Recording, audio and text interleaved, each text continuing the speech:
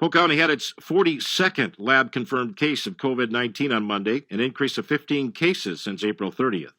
Polk County Public Health Director Sarah Reese said the average age of those with COVID-19 is 36, and as of April 30th, 17 people had recovered from the illness.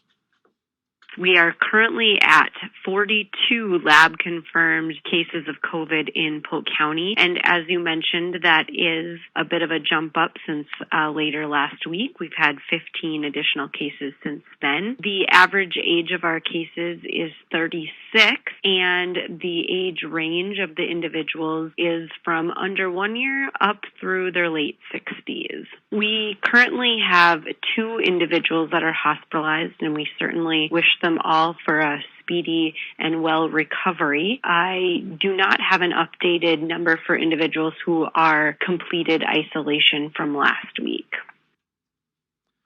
Reese also said she doesn't know the specific number of cases in the county that could be tied to LM wind power, but that there are cases linked both to direct contact and community transmission in the county. I do not know the specific number of individuals because not every individual has a profile that has been completed that I'm able to access. I do know that there are people who have had cases that they are known to have been exposed by someone else with the COVID virus. And there are also a variety of people who have community spread, which means that they don't know how they got the virus. The Center for Disease Control and Prevention, CDC, released an updated list of symptoms associated with the virus last week, according to Reese.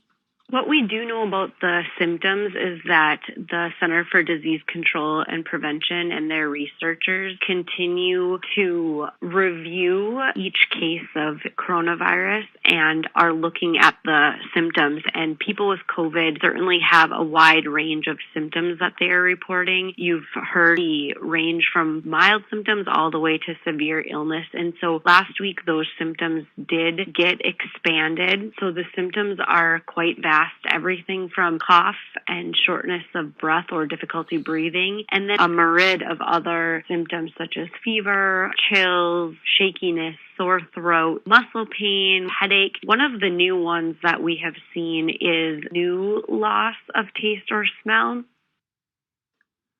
Reese said symptoms in children have been milder but are generally cold-like symptoms. Children have similar symptoms to adults but have been generally having a more mild illness. I can't speak to all of the details. Some reported symptoms that I've heard for children include cold-like symptoms such as a fever, a runny nose, and cough. And then I've also heard vomiting and diarrhea being reported. And so again, the CDC is following all of the different individuals who have been having a lab-confirmed COVID test to monitor what symptoms they are seeing.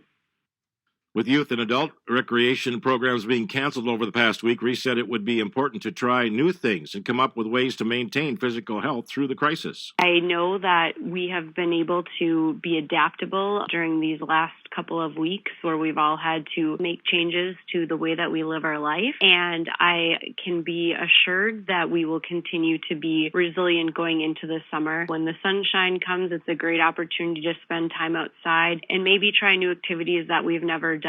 It certainly means that we will have to retrain our brain in terms of being creative and the things that we maybe would historically do and the things that we will maybe try or do this summer may be different. And so all the more time to think outside the box and yet not get wrapped up in the details. Spending time with family and friends doesn't have to be inordinate. It can simply be talking or playing cards or going for a walk or going for a bike ride. But we will all need to work together to be able to keep up both our physical and our emotional health as we navigate through yet uncharted waters related to the COVID response.